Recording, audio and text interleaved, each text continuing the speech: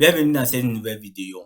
Je suis l'ingénieur Évariste Orandia et aujourd'hui on va traiter du sujet des flèches d'inclinaison sur Revit. Avant de commencer, likez et abonnez-vous pour plus de contenu édifiant. Dans les épisodes précédents, il était question pour nous de manipuler les sous-éléments sur Revit. Les flèches d'inclinaison sont un autre type de sous-éléments sur Revit. Pour ce faire, on va supprimer notre ancien toit et dessiner un nouveau. Bâtisse notre vue 2D. On va choisir le niveau.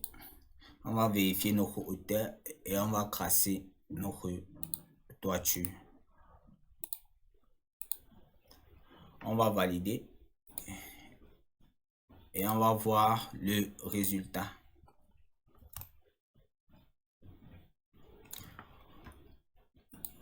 Nous avons vu dans les épisodes précédents qu'il était possible d'insérer des inclinaisons sur les limites de notre toiture. Il suffit de choisir la limite de notre toiture et de cliquer sur l'option inclinaison, choisir l'angle d'inclinaison et de valider.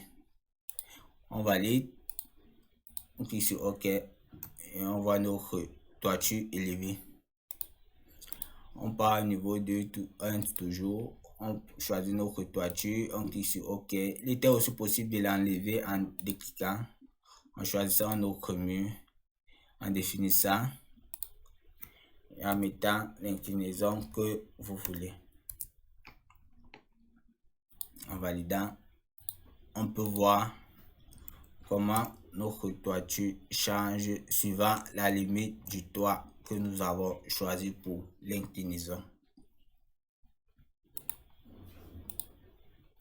Aujourd'hui, il est donc question pour nous d'insérer des flèches d'inclinaison. Les flèches d'inclinaison, c'est cette option-ci. Il suffit de dessiner votre flèche, de définir la hauteur de la base, de définir la hauteur de la pointe et de cliquer sur valider. Un message d'erreur va apparaître vous demandant en fait de toujours mettre la base de votre flèche sur la limite du toit. Ce qu'on n'a pas fait ici, donc on va choisir notre base de la flèche, on va mettre sur cette limite de toit-ci et on va cliquer sur OK. On va pas attacher les murs, on va voir notre résultat.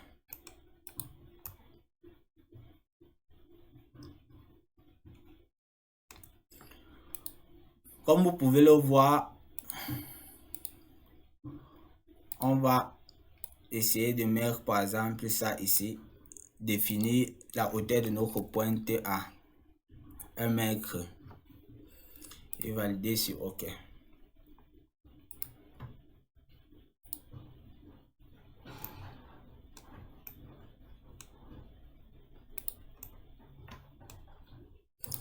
On va insérer une vue en groupe pour plus de détails sur notre toit. On va modifier. On va créer une deuxième flèche d'inclinaison qui va partir par exemple d'ici et venir là. On va aligner. On va aligner cette flèche d'inclinaison là avec ceci. On va les accoler. La pointe, je vais la définir à 1 mètre toujours et l'autre à 0. Et donc, on va voir le résultat. Donc, en fait, les flèches d'inclinaison sont un autre type de sous-élément qui nous permet en fait d'avoir d'autres formes de toit.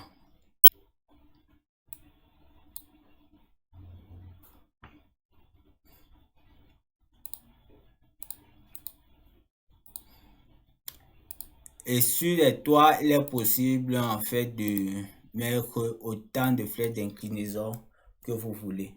Par exemple, si c'est que je veux par exemple dessiner à l'aide des flèches d'inclinaison un toit à 4 inclinaisons. Je vais par exemple mettre la hauteur de la pointe ici à 1 mètre. Définir notre flèche d'inclinaison. On a dit la base sur la limite du toit. Je vais mettre tout ça à 1 mètre. Et puis je vais faire des symétries. Je vais faire des symétries.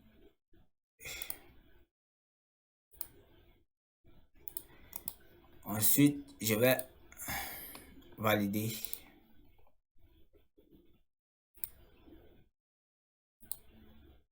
Donc, comme vous pouvez le voir, on a obtenu notre toit à 4 inclinaisons. Comme dit précédemment, en fait, les flèches d'inclinaison sont un autre type de sous-élément qui vous permet en fait de pouvoir obtenir d'autres formes complexes de toit ou même de sol, parce que il est aussi possible d'insérer des flèches d'inclinaison sur des sols. On va donc créer un autre des sols. On va créer un sol. Et on va insérer une flèche d'inclinaison. Si là, on va mettre la hauteur de base à 0 et la hauteur de la pointe à 80 cm. On va cliquer sur OK. On va prendre notre vue en coupe. On va la déplacer ici. Et en vue 3D, vous verrez comment notre sol a un peu décalé. En vue de coupe,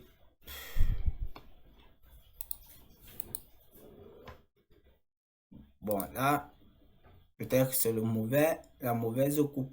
On va partir sur vue, on va mettre une autre coupe. OK. On va ouvrir cette coupe-ci. Voilà. Vous pouvez voir comment notre sol est décalé. Mais par contre, contrairement aux toitures, les sols n'ont qu'une possibilité d'avoir une seule ligne d'inclinaison. Vous pouvez le voir, après celle-ci, il m'est impossible de choisir une deuxième.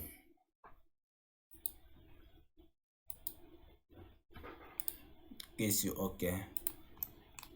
On va revenir sur notre vue.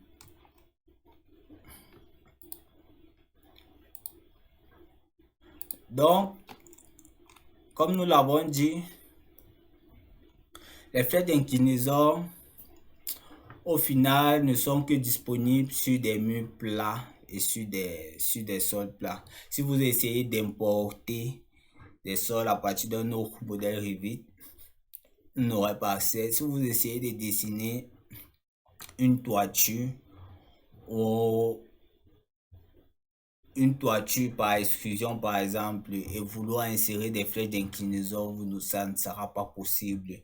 Ou si vous essayez même de dessiner une toiture avec des inclinaisons déjà intégrées, ça ne sera tout simplement pas possible. Il faudra d'abord annuler toutes ces inclinaisons avant d'avoir en fait accès à l'option flèche d'inclinaison, puisque les flèches d'inclinaison ne sont que disponibles pour des toits et des sols plats. Donc ici on va choisir de dessiner une dernière flèche d'inclinaison de 1 mètre, une autre de 1 mètre, pour obtenir en fait un toit à 2 inclinaisons.